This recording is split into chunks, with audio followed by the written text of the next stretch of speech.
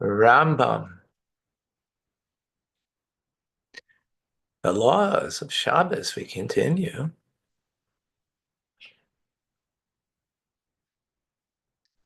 Okay, so chapter 6, speaking about what could you have a non-Jew do for you on Shabbos,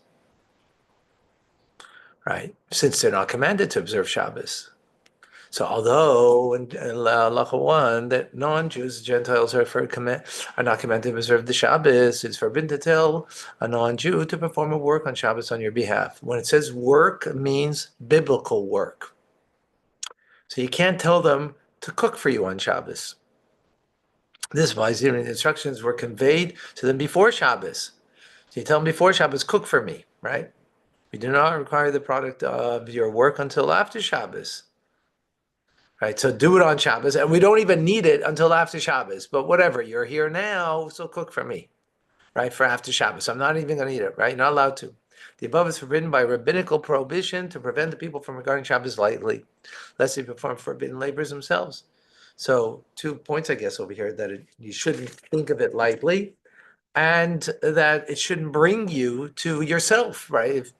If in the kitchen you have, some non-Jewish staff working, so you might get to work too, right? Allah number two, the following rules apply when a non-Jew performs forbidden labor on Shabbos on his own accord. If he performed it on behalf of a Jew, it is forbidden to benefit from the labor until one waits the amount of time necessary to perform the labor on Saturday night after Shabbos. The latter leniency is granted provided the matter is not public notice. Everyone knows that a particular task is being performed for a person on Shabbos. If a non-Jew performed it, the labor for his own sake alone, it is permitted to benefit from it on Shabbos. So, for example, a non-Jew, right, he wanted to smoke a cigarette, right? So he lit a match, or he lit a candle, and from that candle he took a cigarette, or he lit the candle so he could be able to see back in the day without, right, electricity, for example. He did it for his own benefit. So then you can benefit from it because he did it for his own benefit. He didn't do it for you because otherwise he's acting on your behalf for himself, and you got benefit. That's okay. What is implied? But an non-Jew killed a candle for his own benefit. A Jew is also permitted to perform activity by its light. If a non-Jew, a Gentile, kindled the light on behalf of the Jew, then it's forbidden. Similarly, if a non-Jew Gentile made a lamp to descend from a ship himself, a Jew may descend after him. If he made it for the Jew, it's forbidden. Right? We're talking about you built the ramp, not that you just placed a ramp, right? That would be different. You built a ramp. If he filled the trench with water to allow an animal to drink, the Jew may have his own animal drink afterwards. If he did so for the sake of the Jew, then it's forbidden.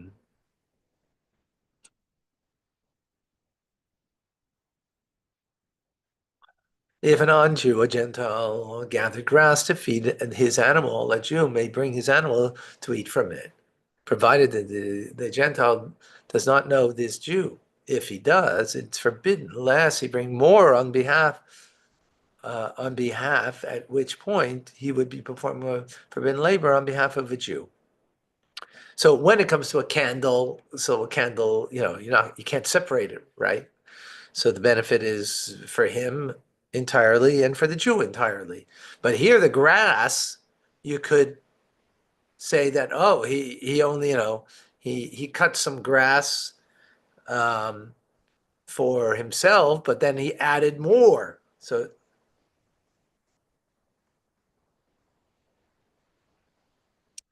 right. So similar, whenever there is a possibility that a non-Jew will add more for the Jew's behalf, a Jew should not benefit unless the Gentile does not know the Jew. So then he didn't do it for his benefit, right? Doesn't know. He did extra for whatever reason.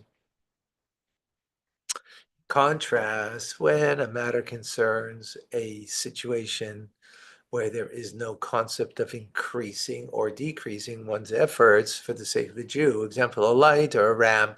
Since the Gentile performed these activities for his own sake, a Jew may benefit from them afterwards on Shabbos, even when the Gentile knows him. Right? Because again, it's a complete thing. He didn't do something for him because he needed to do it entirely for himself. The following laws apply when a lamp is kindled at a gathering of Jews and non-Jews and Gentiles on a Shabbos. If most of the people in attendance are Jewish, it's forbidden to benefit from the light, since the one who kindles it does so for the sake of the majority. If the majority are Gentiles, it's permitted to benefit from light. The proportion are equal, it is forbidden. If a fire broke out on Shabbos and Gentiles come and extinguish it, we may not tell him extinguish it. Can't tell him extinguish it. Nor must we tell him do not extinguish it. You don't have to tell him not to, right? For his resting is not our responsibility. The same applies in similar situations. So, in other words, he might be saving Jewish homes, right?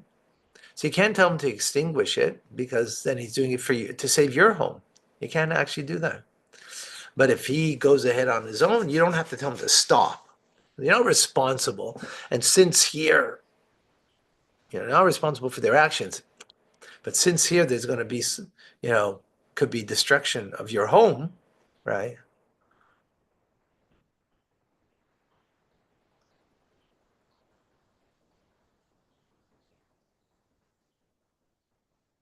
Yeah. Okay, I have to stop here. Thank you, folks. God bless you. Have an amazing, great day, as always.